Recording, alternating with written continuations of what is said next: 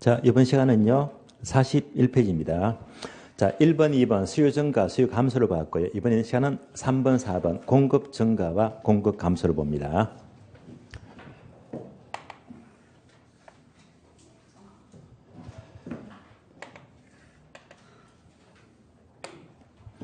자, 3번 공급 증가예요. 4번 공급 감소가 되고요. 그럼 원래 균형 그려줍니다. 수요 공급입니다.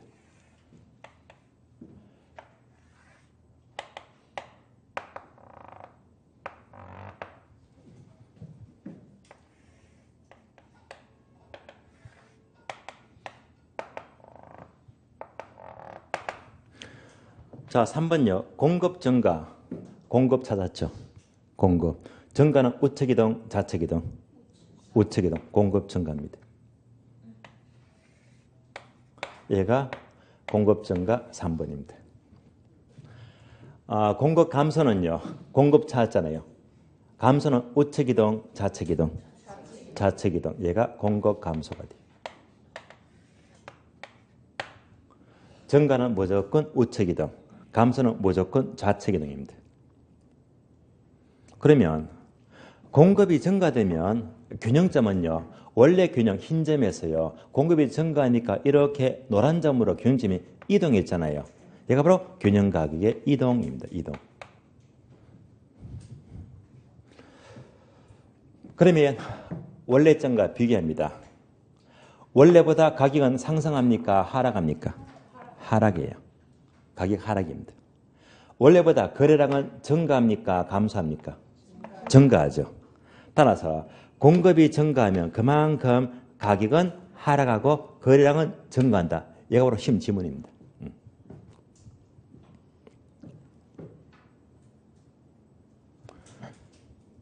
그러면 자, 이 그래프만 볼 게 아니고요. 현실적으로 예를 들어 볼까요? 여기다가 배추를 넣어줘요. 배추. 원래 배추 농사 많이 지었다고 했죠. 원래 배추가 공급이 이만큼 증가했습니다. 배추 농사 많이 지으니까 배추값 올라간다, 내려간다? 내려가죠. 지금 싸잖아요. 뭐 때문에? 농사 많이 지었잖아요. 그 결과 배추 양도, 공급량도 이만큼 많아졌단 말입니다. 따라서 공급이 증가되면요. 가격은 그만큼 하락하고요. 거래량은 늘어납니다. 여기까지가 공급 증가입니다. 그러면 원래 배추 농사를 많이 지었다. 이만큼 많이 지니까 배추값 내려갔잖아요. 그러면 원래는 농사가 재미가 없어요. 농민들이 농사를 많이 짓는다, 포기한다? 포기합니다. 그러면 내년 넘어가면요. 농사를 포기하니까 내년 농사를 적게 지어요. 적게 지으면 배추가 풍기현상이잖아요. 풍기현상. 얘가 바로 내년 되면 이렇게 된단 말입니다. 배추 농사를 적게 지으면요. 그러면 이제 배추가 풍기현상이다. 그러면 배추 농사를 이만큼 적게 진단 말입니다. 그러면 균형점이 원래 흰 점에서 이렇게 노란 점으로 이동하잖아요. 얘가 바로 균형 가격의 이동입니다. 공급이 감소가 되면요. 원래보다 가격은 상승한다, 하락한다? 상승하죠. 양은 증가한다, 감소한다? 감소하잖아요. 따라서 자, 공급이 감소가 되면 그만큼 균형 가격은 상승하고 거래량은 감소한다. 얘가 그대로 시험 지문입니다. 이렇게 묻거든요. 그러면 자, 농산물 경우에 얘가 바로 농산물 파동입니다. 원래 농사 많이 지으니까 배수값 내려가잖아요. 그럼 농민들이 농사를 포기합니다. 다음에는 농사를 적게 짓거든요. 적게 지면 풍기현상이지. 그러면 배수값 올라가잖아요. 그래서 하나는 농사 많이 짓고 다음에 적게 짓고 또 많이 짓고 적게 짓고 반복되거든요. 이게 바로 농산물 파동입니다. 이런 것들을 설명하는 것이 나중에 경기변동에서 거미집 이론 이렇게 불러요. 결론.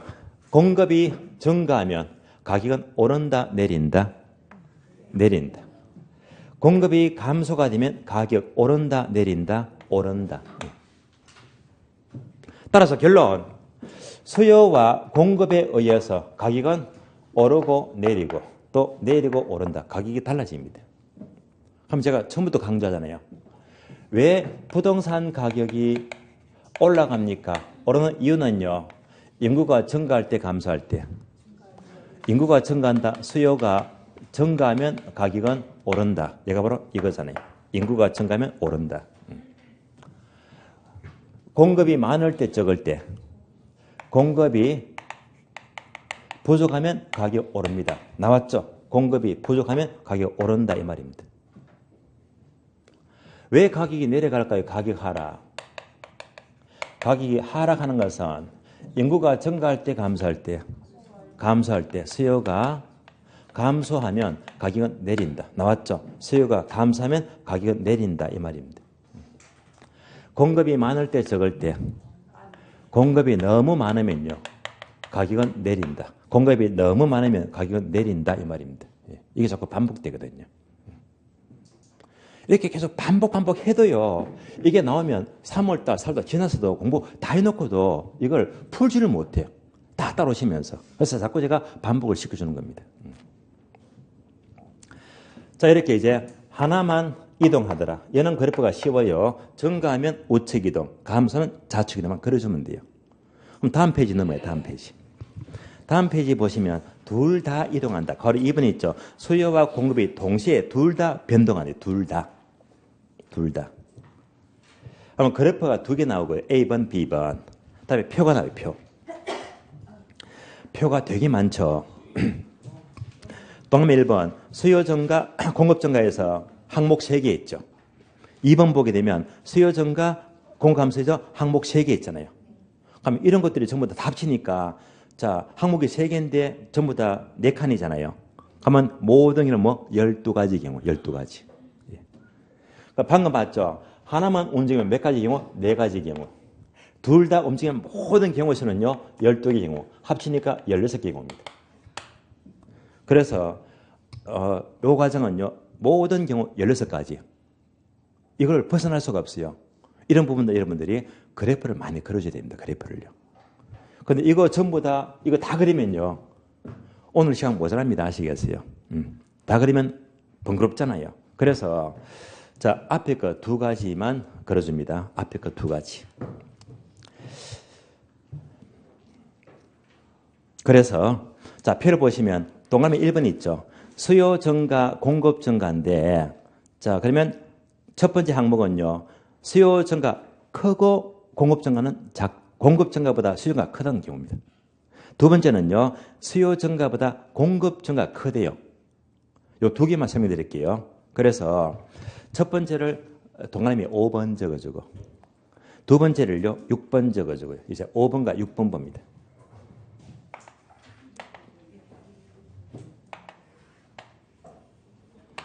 자, 그러면 이제 5번은 뭡니까? 수요가 증가합니다. 공급도 증가합니다. 뭐가 더 크다? 수요 증가가 더 크다. 얘가 5번입니다. 6번은요. 수요가 증가합니다. 공급이 증가합니다. 뭐가 더 크다? 공급 증가가 더 크다.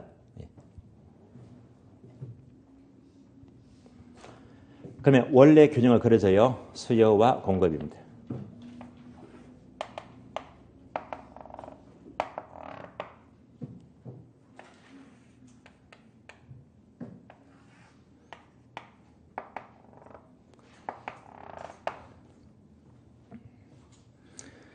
그러면 이대로 보게 되면 너무 딱딱해요. 또 따라오기가 어려워요. 그래서 대개 이런 경우는요, 숫자를 넣어주면요, 편해요. 수요가 증가합니다. 10,000 증가해요. 공급이 증가합니다. 5,000 증가해요. 비교되죠? 그러면 어느 쪽이 증가가 더 크다? 수요 증가가 크다 이 말입니다. 이러면 쉬워요. 이제부터 그래프 그립니다. 수요가 증가하면 우측 이동, 좌측 이동. 우측 이동 몇 개? 10,000개. 얼마? 만입니다.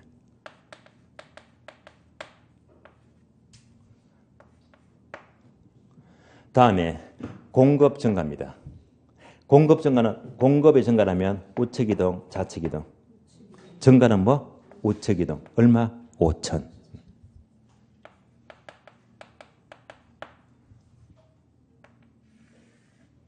끝났습니다.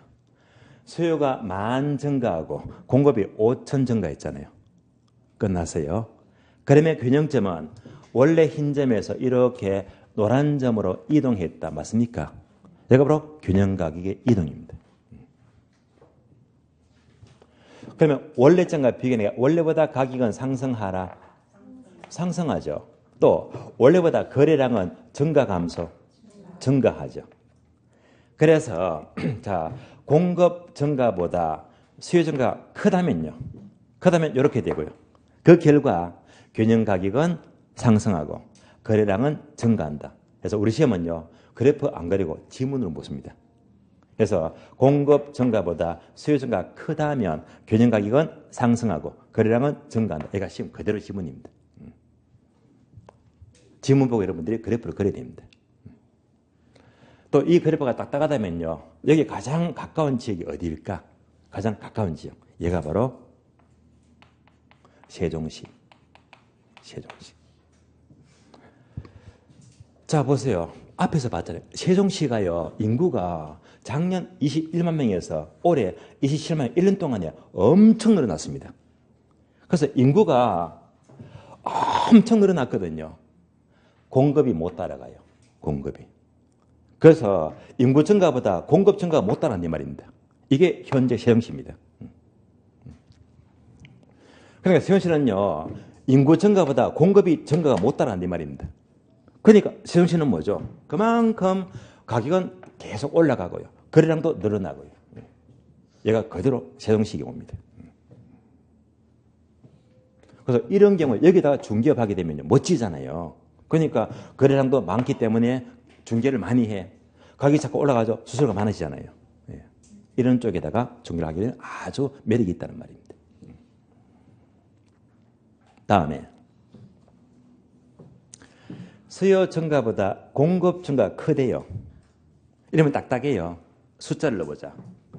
수요가 증가합니다. 10,000. 공급이 증가합니다. 20,000.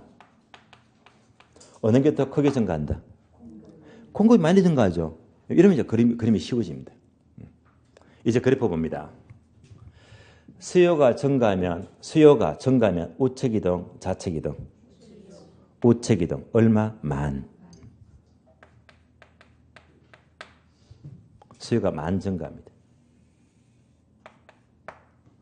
다음에 공급 증가. 공급 증가는요. 우측이동, 좌측이동. 우측이동 얼마? 20,000. 공급 증가입니다. 20,000. 따라서 수요가 10,000 증가하고 공급은 20,000 증가합니다.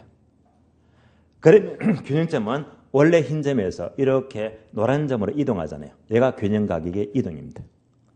그 결과 원래보다 가격은 상승한다, 하락한다? 하락하죠. 원래보다 거래량은 많아진다, 적어진다? 많아지죠. 따라서 우리 시험 지문은요. 수요 증가보다 공급 증가가 크다면 균형 가격은 하락하고 거래량은 증가한다. 이게 시험 지문입니다. 그러면 여기에 딱 맞는 지역이 어딜까요?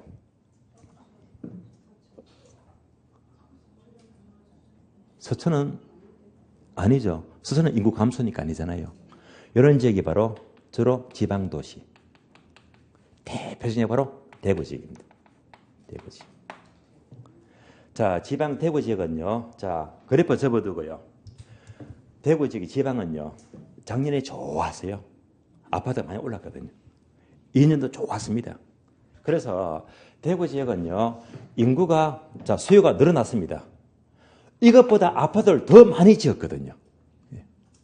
이게 주로 이제 지방의 대구, 대전, 부산 이런 쪽입니다. 그래서 인구 증가보다 아파트를 더 많이 지었다 이 말입니다. 더 많이 지으니까 아파트 값 내려간다 이 말입니다. 그리고 거래량은 많아집니다. 이렇게 보시면 돼요. 따라서 이렇게 봤을 때 하나만 이동하면요. 그림이 쉬워요. 둘 다 이동하면 조금 복잡하지만은요. 자, 요 그림 따라왔다면요. 나머지 경우도 전부 다 여러분들이 그릴 수가 있거든요. 그러면 지금 모든 경우 몇 가지 경우다? 하나만 이동하면 4가지 경우고요. 둘 다 변동하면 12개 있잖아요. 총 모든 경우수가 몇 가지? 16가지. 우리 교재는요, 41페이지하고 42페이지 표 있잖아요. 이 모든 경우 16가지를요, 여러분들이 오늘 집에 가시면요, 연구하세요. 그래프를 자꾸 그려보세요. 자꾸. 그러면 분명히 실력이 쭉쭉 올라갑니다. 아시겠어요? 또 그러자면요, 한 번 그리고 말아 한 번 딸랑. 한 번 그리면 안 돼요. 10번 이상요. 틈만 나면 자꾸 그려보세요. 예. 그러면요, 분명히 실력이 확 달라집니다. 예. 그래도 저는 여러분들 안 믿습니다. 그러라고 부탁을 드렸는데 거의 대부분이 집에 가면요, 강의만 딸랑 듣고 집에 가면 하나도 안 그려. 안 그래요. 안 그리면 망합니다. 아시겠어요? 얘는요, 그릴수록 도움됩니다. 뭐, 그래프는 자꾸 그려봐야 되거든요. 계속은 자꾸 두드려봐야 되고요. 그래프는 자꾸 그려봐야 됩니다. 그래서 이거 자꾸 그리는 만큼 6개월 뒤에 실력이 확 달라집니다. 제가 강좌입니다. 여러분들은 지금 지지난주부터 12월 달부터요, 똑같은 조건에서 똑같은 돈 주고 똑같은 조건입니다. 공부하고 있잖아요.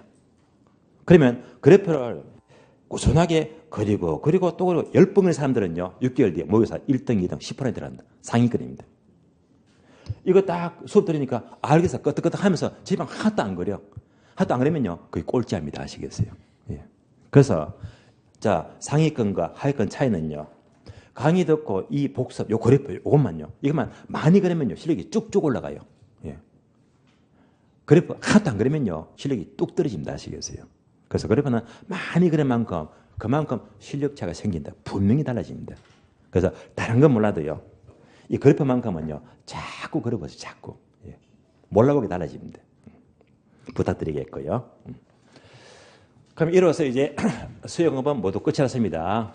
수요 공급에다가 양자의 상호작용에서 균형이 결정되고 이동까지 그래프를 모두 그려봤습니다. 여기까지가 입문과정입니다. 그래서 입문과정 마치면서 수요 공급 아울러 자, 모든 경우의 수 16가지 그래프를 많이 그려봐야 됩니다. 자꾸 그려보세요. 분명히 달라집니다. 이어서 43페이지입니다. 부동산 정책입니다. 정책. 그러면 정책 보기 전에요, 첫 시간에 제가 핵심 단원 합계론 5가지 기억나시죠? 첫 번째가 뭐지? 수요 공급. 두 번째가 정책입니다. 세 번째가 부동산 투자론. 네 번째가 금융. 다섯 번째가 감정 평가고요. 얘가 바로 핵심 단원. 얘만 잘하면요, 학교는 아주 강해집니다. 그래서 28회 시험은요, 수요 공급 5문제가 나왔죠. 정책에서 5문제. 투자에서 무려 8문제. 금융에서 4문제. 감평에서 7문제가 나왔습니다.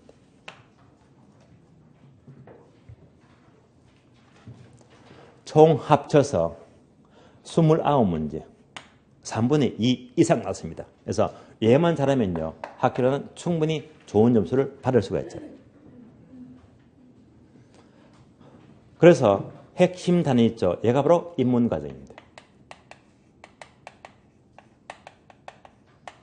11월, 12월 수업입니다.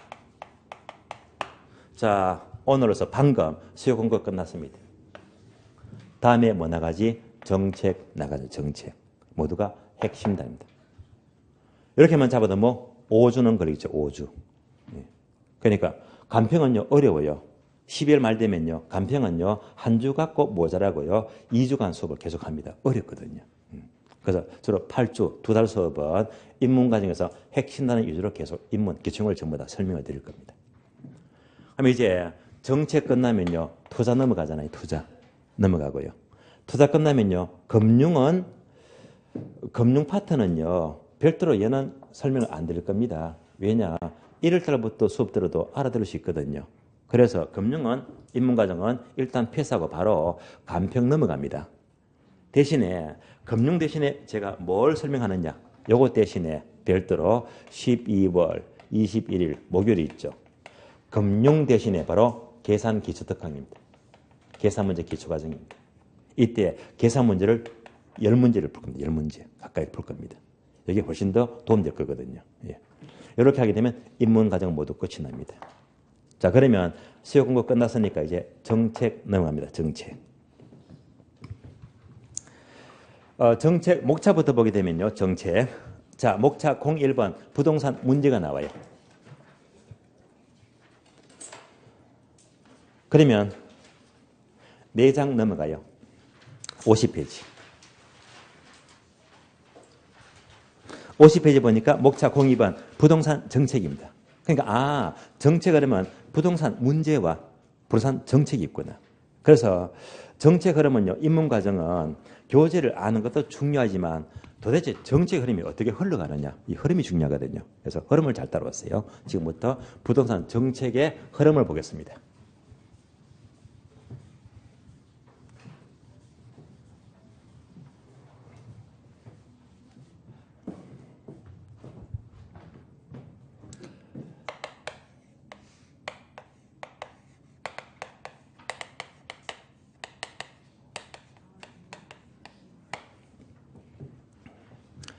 자, 정책하니까 이번에 정권 교체가 되면서 상당히 이제 호응도가 높잖아요. 자, 현 정부가 참 잘하고 있다 하면서 평가가 좋더라고요. 과거에는 이제 문제가 많았습니다. 많았고 특히 우리 국민들이 정책을 불신하더라. 이 말은 다른 말로 국회를 불신하더라. 국회. 특히 다른 나라와 달리 우리나라 경우는요. 이상하게 국회를 비판을 많이 하더라고요. 제 주관은 아니에요. 신문 보면 많이 나오잖아요. 신문 보면요. 신문 보게 되면 뭐 조중동 아시죠? 유명한 신문들이 있잖아요. 그 중에서 자, 어느 신문에 혹시 여러분 기억나실지 모르겠어요. 어느 신문에 만화가 있는데 광수 생각 기억나십니까? 예, 그 유명했잖아요. 만화가 아주 재미가 있어요. 철학이 깔렸고요. 그래서 제가 아주 옛날에 광수 생각 만화를 보았더니 이런 만화를 소개하더라고요. 우리나라 국회를 비판합니다. 만화 한 컷을 딱 그려놓고요. 여기다가 아주 뚱뚱한 사람을 그려놓습니다. 한 컷에. 그려놓고 이렇게 자 설명하더라고요.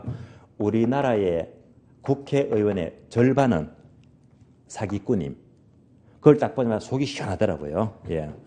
자, 국회의 절반이 사기꾼이래. 예. 후련하더라고요. 그런데 난리가 났어요. 국회에서요. 아니, 어떻게 해서 우리가 사기꾼이냐. 말도 안 되는 소리 하지 말라면서 이 만화가한테요. 예. 비난이 빗발칩니다. 항의가 빗발쳐요. 예.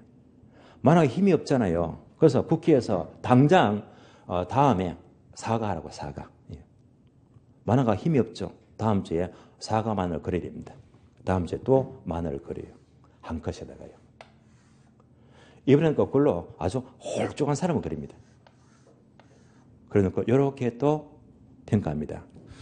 우리나라의 국회의원의 절반은 사기꾼이 아님. 더 통쾌하더라고요. 예. 예. 자, 정책안에 갑자기 이제 거기 떠올랐어요. 정책 봅니다. 그러면 정책 보기 전에요. 우선 정책에 두 가지 2대 원리가 나와요. 여기까지는 출제가 되었어요. 이해를 하셔야 됩니다. 정책의 2대 원리가 뭐냐? 첫 번째, 두 번째. 첫 번째는 효율성입니다.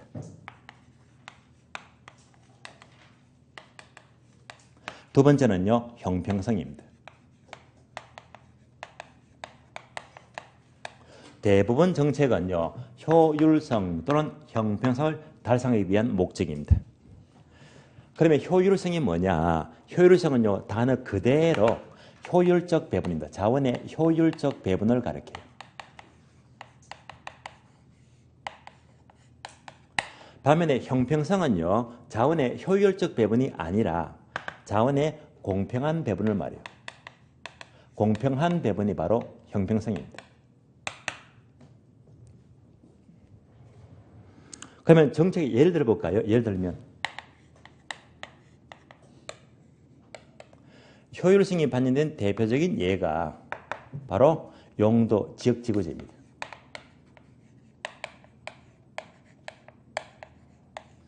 지역지구제의 목적은요, 용도 지역마다 바로 자원을 효율적으로 이용하자 해서 효율적 이용, 효율성이 목적입니다. 또 유휴지 제도가 있어요. 자, 유휴지가 뭐라고 했죠?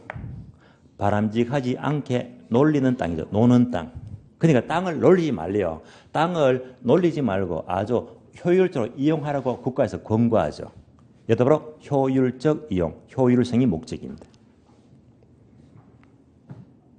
다음에 형평성이 반영된 대표적인 제도가요. 예를 들면 바로 조세정책입니다.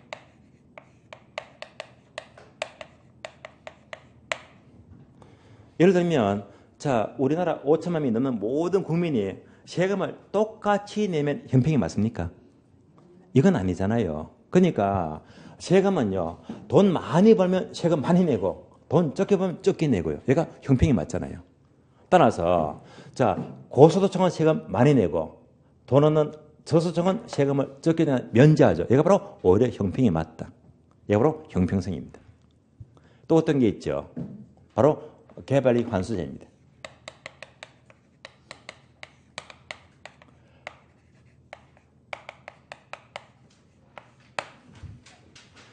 개발이익 환수하게 되면 만약 어느 지역이었습니다.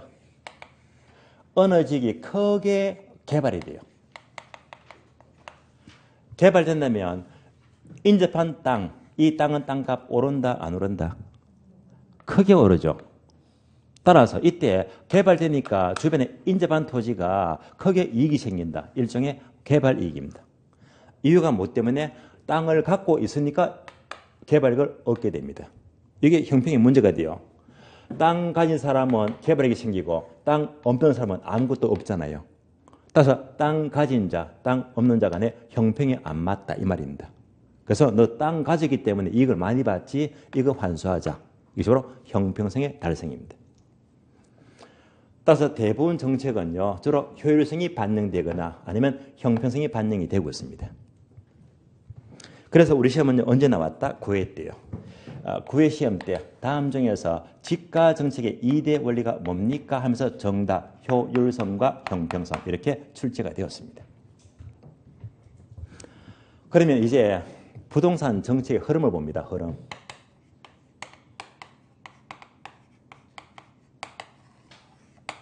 방금 목차 보니까 두 가지죠. 부동산 문제하고요. 부동산 정책입니다. 그러면 우선 지금 우리는 학교를 공부하죠. 바로 부동산 학입니다. 부동산 학의 목적은요. 바로 부동산과 인간이 나와요. 부동산 학의 목적은요. 부동산과 인간과의 좋은 관계를 개선하자. 좋은 관계. 바로 관계 개선입니다.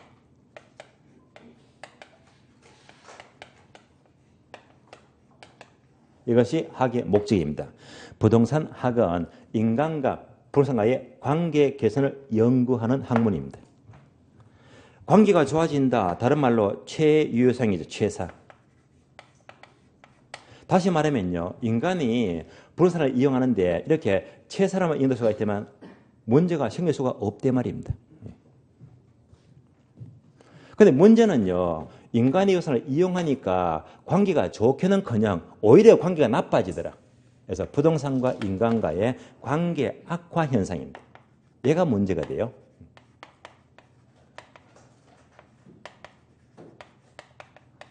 자, 관계 악화 현상. 이것을 부동산 문제라고 불러요.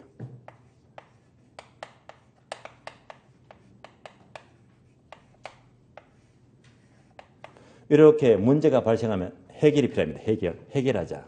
어떻게 해결할까요? 부동산 문제를 해결하기 위해서 정부가 개입합니다. 정부가 개입하는 공적인 노력입니다. 이것을 부동산 정책이라고 부릅니다.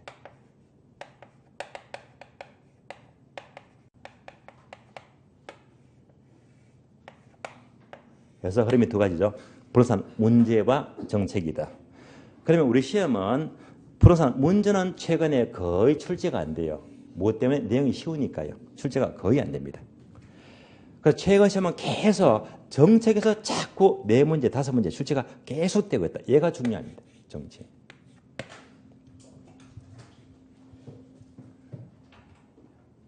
그러면 흐름을 하나씩 보자면 먼저 부동산 문제하게 되면 2가지입니다. 첫 번째, 토지 문제가 있어요.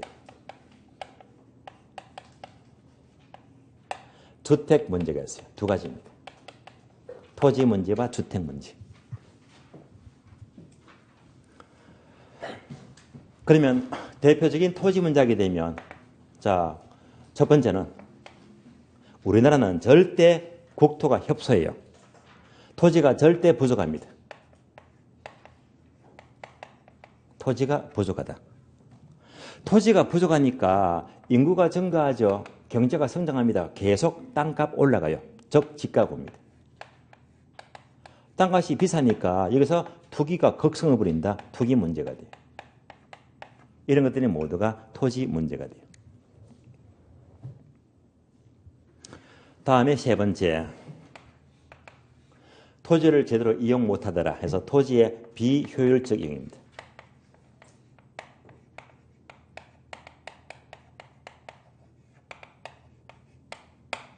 다음에 4번째, 특히 우리나라는요, 부익부, 빈익빈 아시죠?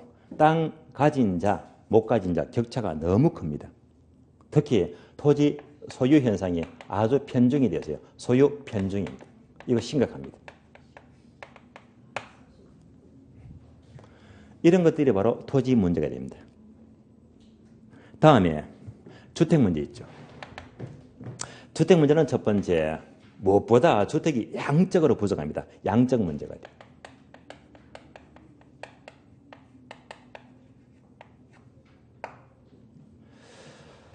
양적 문제하게 되면요. 우리나라의 주택 보급률 따져보자. 현재 우리나라의 주택 보급률은요. 100%를 초과했을까요? 초과 안 했을까요? 100%. 벌써 초과했어요. 지금은요. 100%가 아니고요. 102%가 넘어갑니다. 주택 보급률이 102%면요. 한 사람이 주택을 1.02채 갖고 있다. 집 문제는 해결돼야 됩니다. 그럼에도 불구하고 여전히 집 없는 사람들이 얼마나 많습니까? 그 이유가 뭐죠? 보험률이 100% 넘었는데. 역시 소유 편중입니다. 다주택자. 있는 사람이 집을 많이 갖고 있잖아요. 특히 먼저 기득권층들. 집 많이 갖고 있습니다.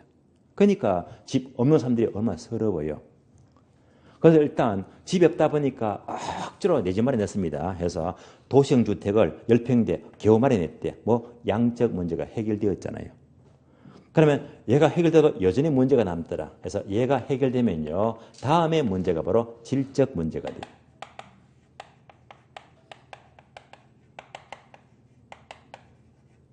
자, 10평대 집을 살다가 자, 소득이 증가하고 여유가 좋아지면요. 이제 20평대, 30평대 더 크고 좋은 집을 선호하잖아요. 이런 것들이 바로 주택 문제가 됩니다. 그러면 이런 여러 가지 문제들을 시장에 가만히 맡겨두니까 해결이 안 된단 말입니다.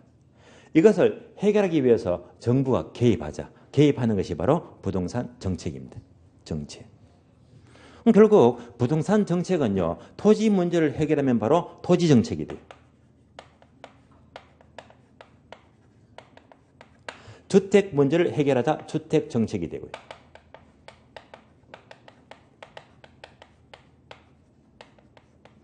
하나 더 추가해요. 3번째는 바로 조세 정책입니다. 그래서 우리 시험은요. 이 3가지를 각각 묻고 있습니다.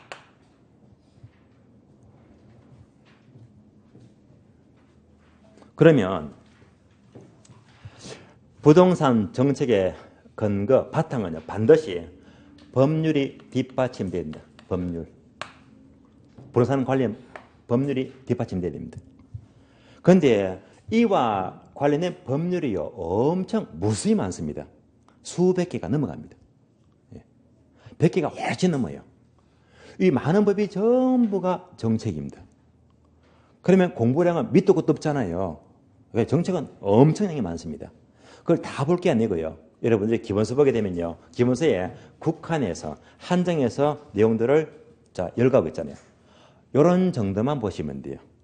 그래서 여러분들이 정책을 보시면서 어디까지 공부를 하면 좋을 것이냐 해서 자, 열거된 것만 아시면 크게 문제가 없습니다. 하나씩 본다면 첫 번째, 토지 정책 하게 되면 여기서 특히 중요한 것은요. 바로 용도 지역지구제입니다. 아주 중요해요. 자, 용도 지역지구제는 여러분들이 2차 과목 국토계획법에서 공부를 하지만은요. 공법도 중요하지만 역시 학개론도 중요합니다. 아주 중요해요. 다음에 개발의 환수입니다.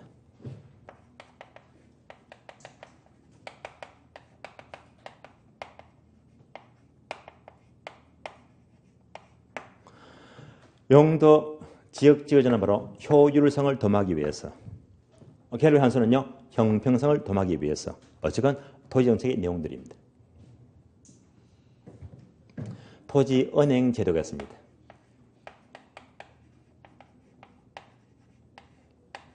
토지은행제도를 쉬운 말로 다른 말로 토지비축제도다.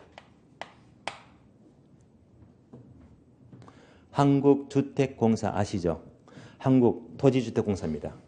줄여서 LH공사예요. 자, 한국토지주택공사에서 얘를 전부 다 관리 운영합니다. 그럼 LH공사가요, 특히 서울의 외곽지에 자, 허름한 지역이 있다. 이 땅을요, 아주 싸게 싸게 매입합니다. 싸게. 그러면 이제 싸게 매입해서 10년 뒤에, 20년 뒤에 개발할 수 있잖아요. 개발하게 되면요, 용지 보상비가 많이 든다, 적게 든다. 적게 들지. 이거로 이것의 목적입니다. 싸게 매입해서 자, 훗날에 개발하면요, 보상비가 적게 들어가잖아요. 개발이 용이하잖아요. 그래서 얘도 올해 한 문제는 쉽게 나왔어요. 자, 토지은행제도는 어디서 관리 운영한다? LH공사입니다. 토지주택공사입니다. 근데 올해 시험은요, 얘를 싹 지우고요. 지방자치단체에서 운영한다. 틀린 말입니다. LH공사가 돼요.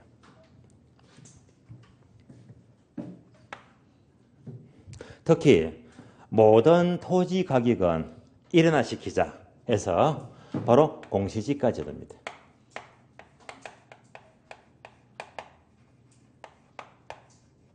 그래서 표준지 공시지가, 개별 공시지가 모두가 토지정책의 하나로 봐야 됩니다. 그럼 이러한 표준지 공시지가, 개별 공시지가를 통해서 이를 통해서 공사업을 하게 되면 보상금도 매기게 되고 세금 전부 다 국채, 지방세, 세금 다 매기는 것도 모두가 공시지가에서 모두가 근거로 하게 됩니다. 우리나라의 토지정책 흐름 중에서 가장 강력한 토지 규제 수단, 얘가 바로 토지 공개념이 있어요. 토지 공개념입니다. 토지 공개념 혹시 들어보셨습니까? 생소합니까? 토지 공개념. 자, 토지 공개념이 뭐냐? 얘는요, 흐름을 알면 도움이 돼요. 1988년도 88 올림픽 아시죠? 88 올림픽. 이때 88년도가요, 우리나라 역사상 최고의 호황기입니다. 경기가 이만큼 올라갔습니다. 예. 이때 투기가 가장 극성을 보였어요. 땅값이 얼마나 올라가는지.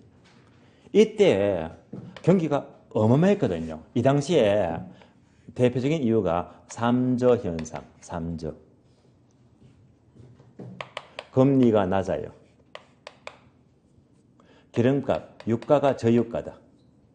저유가. 환율이 낮아요. 이게 동시에 맞물려 가지고 경기가 엄청 좋았거든요. 예.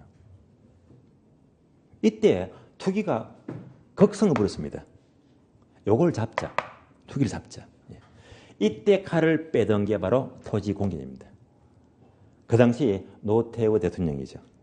그래서 이걸 잡기 위해서 드디어 1990년부터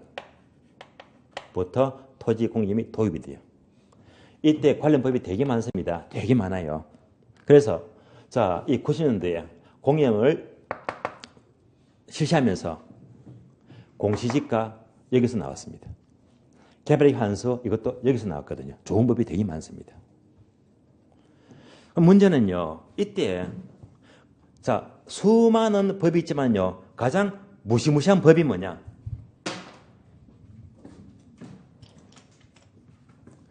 이때 가장 겁나는 법이 바로 토지, 초과, 이득세입니다.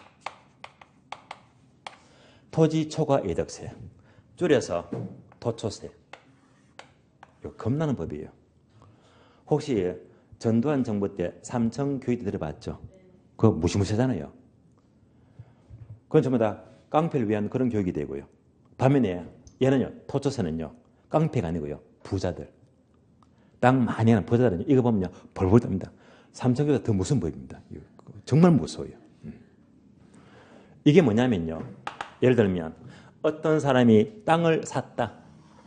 얼마 주고? 10억 주고요. 10억 주고 샀는데 3년 갖고 있어요. 보유. 혹시 요즘 다주택자를 잡기 위해서 지금 양도세 올렸잖아요. 근데 이것도 모자라서 보유세를 부과하자는 들어봤습니까? 보유세. 예. 그러니까 보유세가 이제 여기서 비롯됩니다. 보유세.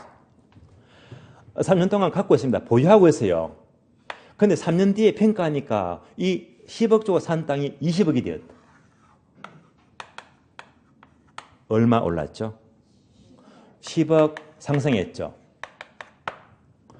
이때는요. 땅 샀다. 금방 따버립니다.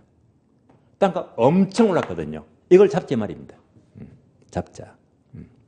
10억 올랐는데요. 그러면 평가사가 평가하니까 정상적인 상승은 2억이다. 2억은요. 정상지가 상승, 정상적인 상승입니다. 그러면 이걸 초과하는 게 얼마가 되죠? 8억. 얘가 바로 초과이윤입니다. 초과이윤. 그래서 정상지가 상승을 초과하는 것이 8억이 초과되었잖아요. 여기다가 세금 내죠. 세금. 세금은 얼마 물리냐면요. 곱하기 50%입니다. 얼마? 4억입니다. 얘가 바로 토초세, 보유과세. 땅 갖고 있는데요. 50으로 뻥 때려버립니다. 뻥. 예. 이거 어마어마합니다. 엄청난 겁니다. 여러분들 차를 잠시 길가에 세워야 되는데 닦지 말아세요. 주차 위반. 벌금 4만 원이죠. 그 닦지 한번 어겨보세요. 하루 종일 짜증납니다. 4만 원 갖고요. 근데 4만 원이고 4억이야. 4억. 4억 맞아보세요. 입에 거품을 뽕뽕 물어야 됩니다. 아시겠어요? 예. 귀가 막히잖아요. 세금을 이렇게 뻥뻥 땅 갖고 있으니까요. 4억 또는 10억이다. 세금 뻥뻥 맞거든요. 그래 부자들이 땅 갖고 있지를 못해요. 뻑하면 세금 매덕 맞으니까 세금 내야 됩니다. 예. 이게 정말로 무시무시합니다. 아시겠어요? 그래서 그 당시에 가장 무섭던 법이 바로 토초세가 가장 무서웠습니다. 예. 그런데 문제가 생겨요. 이거 멋진 세금이 저는 이거 보고요. 정말로 좋아했습니다. 예. 너무 좋았어요. 정말 잘한다. 제가 왜 좋아했을까요? 예, 저는 땅 가진 게 하나도 없거든요. 얼마나 좋아요. 예. 그래서 얘가 나중에 소송 들어갑니다.